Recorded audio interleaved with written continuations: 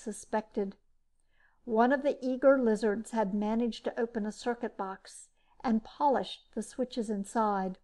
While doing this, he had thrown one of the switches, and that had caused the trouble. Rather, that had started the trouble. It wasn't going to be ended by just reversing the water valve switch. This valve was supposed to be used only for repairs, after the pile was damped. When the water was cut off with the pile in operation, it had started to overheat, and the automatic safeties had dumped the charge down the pit. I could start the water easily enough again, but there was no fuel left in the reactor.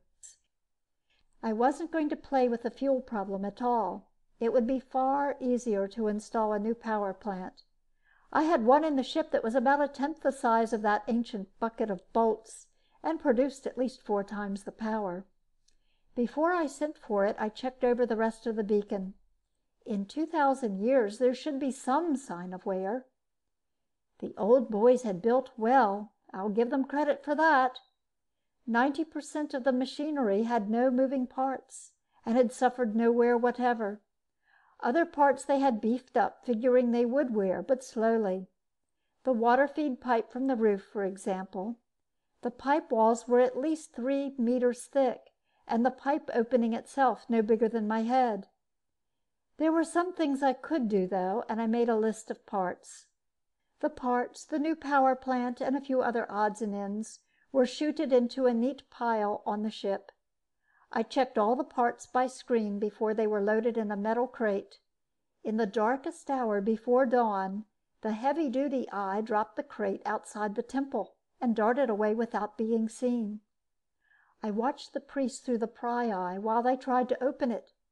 When they had given up, I boomed orders at them through a speaker in the crate. They spent most of the day sweating the heavy box up through the narrow temple stairs, and I enjoyed a good sleep. It was resting inside the beacon door when I woke up. The repairs didn't take long, though there was plenty of groaning from the blind lizards when they heard me ripping the wall open to get at the power leads. I even hooked a gadget to the water pipe so their holy waters would have usual refreshing radioactivity when they started flowing again.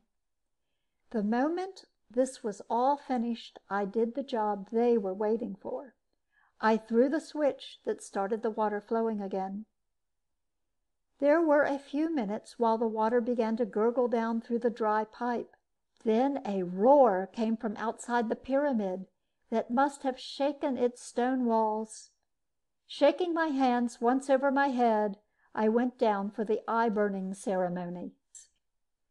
The blind lizards were waiting for me by the door and looked even unhappier than usual. When I tried the door, I found out why. It was bolted and barred from the other side.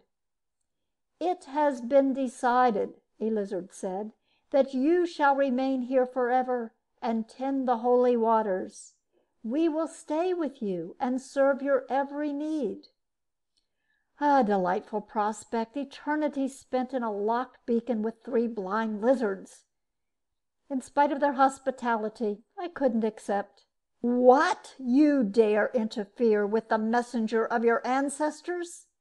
I had the speaker on full volume, and the vibration almost shook my head off. The lizards cringed, and I set my solar for a narrow beam and ran it around the door jamb. There was a great crunching and banging from the junk piled against it, and then the door swung free. I threw it open. Before they could protest, I had pushed the priest out through it.